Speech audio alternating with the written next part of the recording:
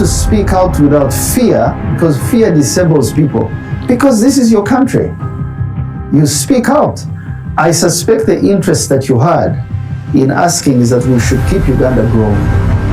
You know, one thing I really hate about these kind of people who sort of want to pretend to present themselves as people with a solution is how vague and nebulous they are. If you're going to talk about controversial stuff, please be a man. Don't be a coward. So when you talk about, oh, don't be afraid to speak out, what are they afraid of? It is because your brother-in-law Muhoozi Kainerugaba is abducting, torturing, and killing innocent people. Mention his name. But the point is this: he's steeped into this whole thing which has been going on. Exactly. And he's part of that family from which nothing good can come. Exactly. So I hope Ugandans are not so gullible that they are going to think that he's a better alternative to Muhoozi. He's not. They are the same.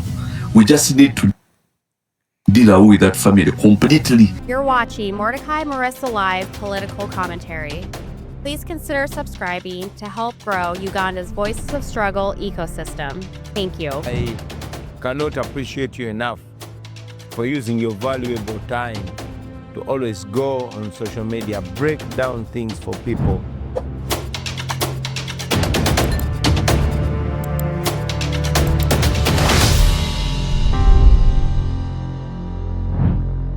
Hello, ladies and gentlemen. I hope you're having a wonderful time. Mordecai Marissa here.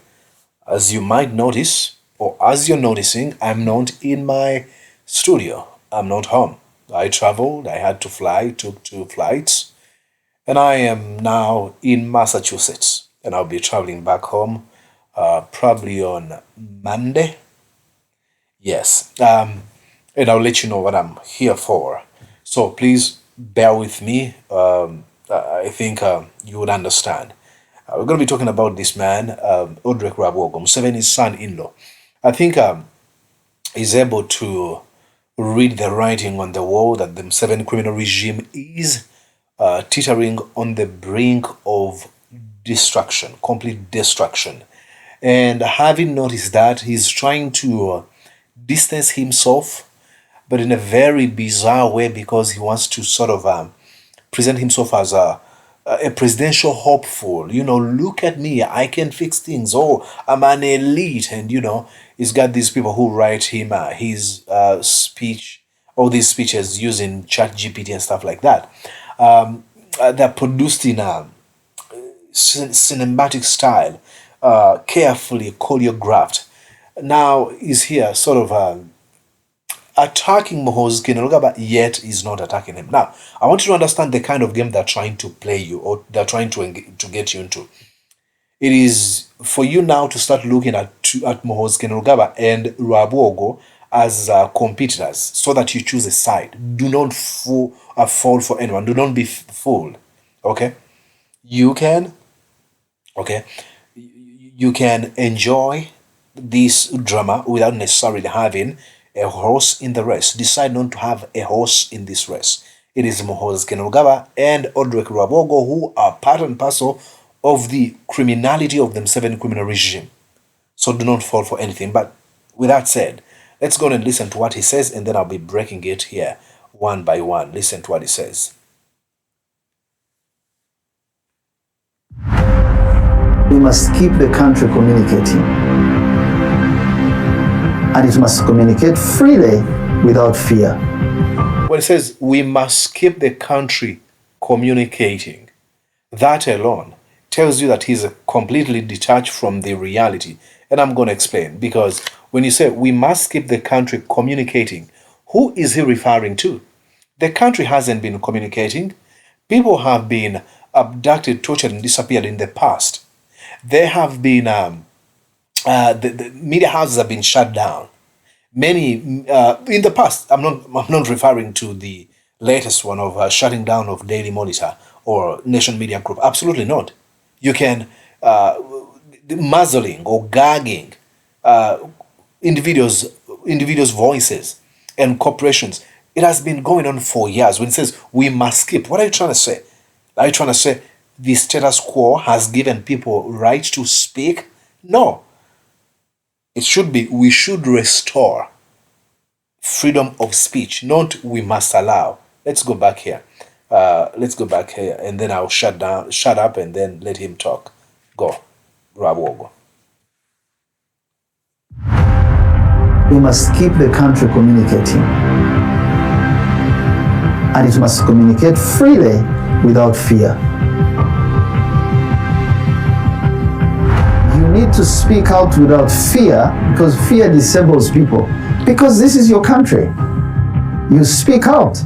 I suspect the interest that you had in asking is that we should keep Uganda growing. You know, one thing I really hate about these kind of people who sort of want to present themselves as people with a solution is how vague and nebulous they are. If you're going to talk about controversial stuff, please be a man, don't be a coward. So when you talk about, oh, don't be afraid to speak out, what are they afraid of? It is because your brother in Muhoozi Kainerugaba is abducting, torturing, and killing innocent people. Mention his name.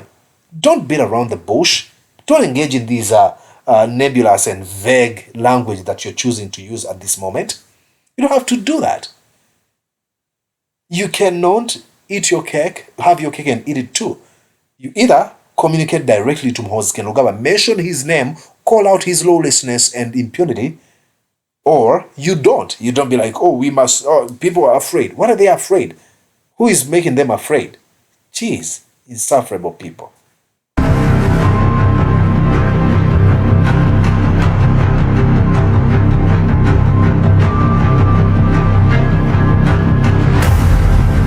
Especially in respect to the rule of law and the treatment of opinions that might often offend those in power.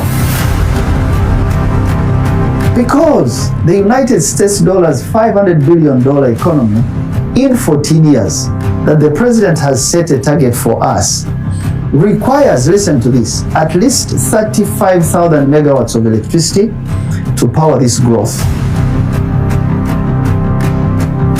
The president and all of us wants to rapidly industrialize. We want to convert much of our mineral and agricultural potential. See, is all over the place. You know, how do we come from speaking out and freedom of speech and now going to production of electricity? He's all over the place. This is all his desperate pursuit of wanting to present himself as an alternative. Oh, you think Muhoozi is bad? Here I am. I am Rwabwogo. It's boring. Be natural. Be natural, man. Rwabwogo. Be natural. Talk like a normal human being. You're talking to mothers in Chegegwa. You're speaking to our brothers and sisters in Kakumiro. You're speaking to a granny in Karamoja. Oh, Mega, what's now you see me? No, don't pretend. It's boring, Rwabwogo. Be natural. Be casual. I don't understand. These people still have to hire us to tell them how they should behave. Into finished, high-value goods. That kind of investment does not come if we are quarreling, or we are lying about each other, or we are stifling civic dissent. I want you to know that we grow by listening, by talking to each other, and by restraint. I have personally been a subject of insults and lies for a very long time. And I have options.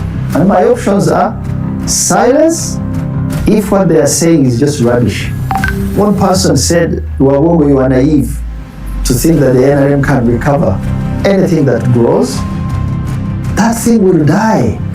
But it can be recovered or extended or kept alive by preventive measures from those who know the value of that institution, of that being.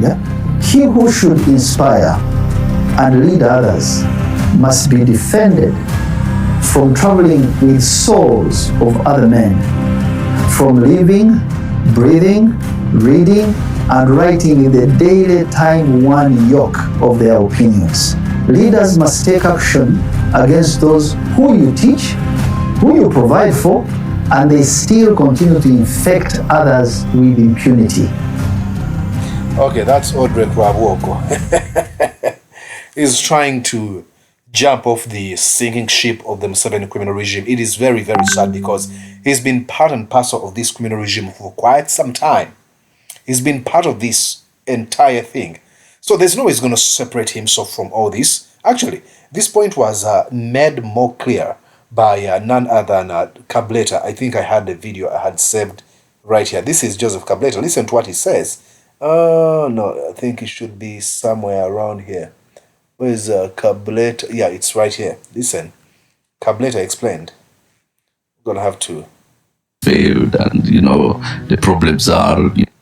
I watched that video by Rwabwogo talking about how this has failed, and the problems are and so on. And I watch it with a great deal of interest because when he speaks, he of course, like all people, he's an intelligent person, but he makes a lot of some points. But the point is this: he's steeped into this whole thing which has been going on. Exactly. And he's part of that family from which nothing good can come. Exactly. So I hope Ugandans are not so gullible that they are going to think that he's a better alternative to Moses. He is not. They are the same. We just need to deal with that family completely. Exactly. And he's bombastic, but I really get what he's saying. We just have to get rid of these people. Rwabwogo has been silent for how many years? As his father-in-law has engaged in the violation of people's rights, in abduction, torturing, and killing of innocent people. He's watched Muhoozi Kainerugaba, even up to now, when he wants to present himself as a better alternative. He won't even mention Muhoozi's crimes or later on his name.